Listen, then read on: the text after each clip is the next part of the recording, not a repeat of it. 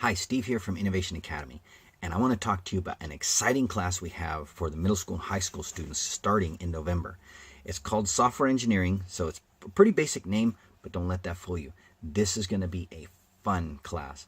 I'm collaborating with a friend of ours from Google to create a fun and applicable way of learning programming right before the holidays.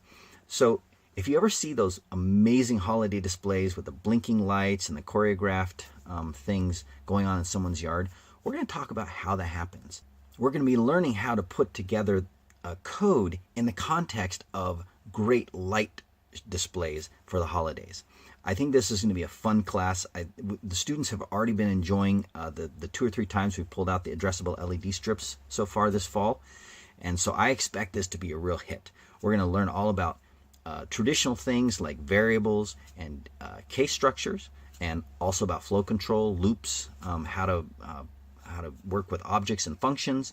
So all the normal things you would expect to learn in a basic programming class, but we're going to learn it in the context of something really fun. So join us starting in November for software engineering.